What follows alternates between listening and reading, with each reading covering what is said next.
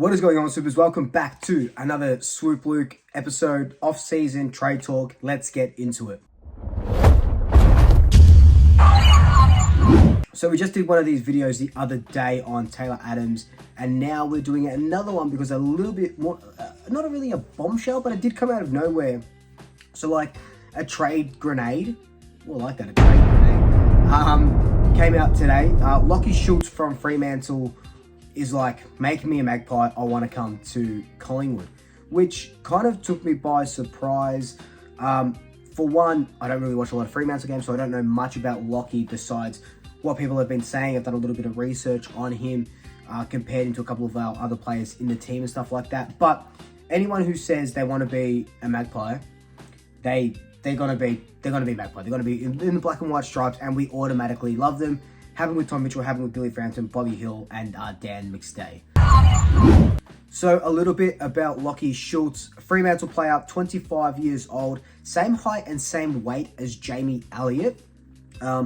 Dangerous small forward, kicked over 30 goals this season, kicked over 30 goals last season, finished 5th and 6th in Fremantle's best and fairest. He has won back-to-back, because I messed his name up, Glendinning Allen medals in the derby against Fremantle. So he is a lively small forward. David Kim called him a what did he say? A cheaper Tom Papley, or like a sort of like an Aldi, for lack of a better term. This is not what David King said, but for lack of a better term, an Aldi Tom Papley. So that lively small forward who's going to be that energetic small forward, and he will fit into our forward line really well. Bobby Hill, Bo McCreary up there, Jamie Elliott. In saying that, I think, because this trade sort of came out of nowhere, our forward line is pretty stacked as it is. So I don't see all of those guys playing at the same time. What I do see, though, is Lockie Schulz being a Jamie Elliott replacement. And I know you can't replace Jamie Elliott because Jamie Elliott is Jamie Elliott, but he is over 30, I think, now. Let me just quickly fact check this for you. So Jamie Elliott is 31 years old, right? Not getting any younger. He'll be 32 by the time finals rolls over next season, if we are to make finals next season. And we need a replacement. Lockie Schulz seems to be a ready-made replacement. 25, like I said, same height, same weight, same number as well. He wears number 5 for Fremantle. So I think it's a really smart acquisition. It's kind of that Moneyball acquisition that we got Billy Frampton, Tom Mitchell, McStay, and Bobby Hill, and Markov. You may as well chuck Markov in there as well, because that's exactly what Markov has done. With this, though, how does this sort of work out, and what does it mean for the rest of the team and the rest of the forward line? He's contracted to Fremantle until the end of next year, so the end of 2024. He's an unrestricted free agent, so if it was to get to the end of next year, he could walk to Collingwood for free. He's an unrestricted free agent because Fremantle did delist him before then picking him up and signing him on for 2 years. He had a clause in his contract, if he had played X amount of games, he gets a 3rd-year extension. This was the extension going into next year, but as of today, he said, no, make me a Magpie. Now, how does this deal get done? Fremantle are going to want a 1st-round draft pick, no doubt, because this guy is 2nd in Fremantle's goal kicking. Fremantle are a bit of a shambles at the moment. Their forward line isn't functioning that well, and when you take a live wire like Lockie Schulz out of your forward line, it's going to be to the detriment of you, of course. So they're going to want something big in return. Currently, when I looked at it, we had pick 18, but now with compensation picks coming in and stuff like that, that might get pushed out to pick, I don't know, 21, 22, 23 or something like that. Because I think, the Ben Mackay compensation pick, the Todd Goldstein, Doherty as well, who we did make a play for, and he ended up going to Brisbane for 4 years. So that would be that sort of pick.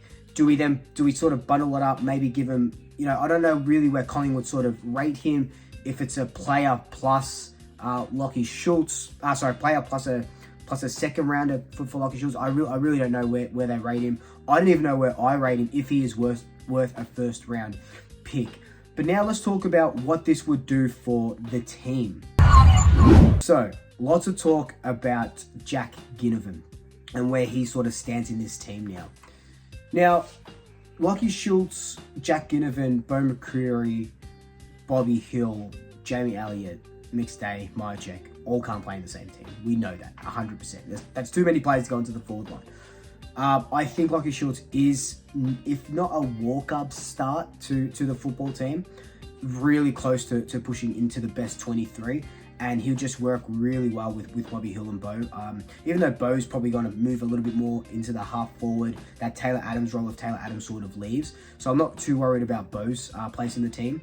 But Jack Ginnivan, apparently clubs are starting to circle him and ask the question.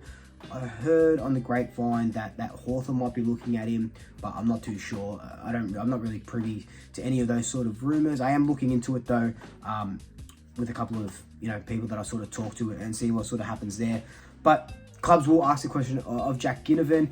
Mark Robinson came out today and said, is Ginnivan worth the hassle? And I don't think there's really a hassle with Ginnivan. We saw what Heath Shaw, Dane Swan, those guys, how their careers sort of started, Alan Didak, and look at the players that they turned into. Jack Ginnivan can be anything. He's played 40-something games. This year it was a bit up and down. Really was getting picked for his form last year, but then towards the end of the year, he was doing things that, playing a little bit more up the ground, more tackling pressure, assisting more goals. So he was taking that sort of selfish football out of his repertoire, adding a couple of more strings to his bow. And I think we've got a really good, nice little package of Jack Ginnivan towards the end of this year. And hopefully he stays and works his way back into the team, because he's only young. He's only like, 19 or 20 or something like that. So very, very young. He can be anything he absolutely wants to be. And, you're not building just a list of 23 people. You still need depth players. You still need people to perform and keep the guys in the best 23 on their toes. And I think Jack Ginnivan is that player. I cannot see him leaving, but if he does, I think he does command not a top 10 pick. That's not what I'm trying to say, but I think he does. If Lachie Schulz can get, if they want a first round draft pick, I think a late first rounder, early second rounder for Jack Ginnivan. But that's just me sort of hypothesizing. I don't think Jack Ginnivan leaves. But I would love Lachie Schulz to come in. I have watched a lot of Lachie Schulz highlights on the hour train ride home today from work, because I want to see how he sort of plays and stuff. And he's very, very exciting. But I haven't seen full games where he's in there. Like I said, he matches up really well on par with Jamie Elliott. His stats are actually a little bit better than Jamie Elliott as well. Clearances, meters gained, possession, assists and stuff like that. So he seems to be, he can set him up, find the ball a little bit more than Jamie Elliott. But Jamie Elliott is Jamie Elliott. No one really compares to him. But anyway, guys, this has just been a quick video about Lachie Schulz. If you haven't heard, or if you want to know more about him, hopefully you learned from this video. If you do know about Lachie Schulz and Fremantle and what he's worth, leave your comments down below. I love reading them all, and I'll reply to them if I can. But until then, there's going to be a heap of trade news, so keep watching. Like, comment, subscribe, tell your family, tell your friends, tell your pets, and until next time, double checkers. I'll see you later.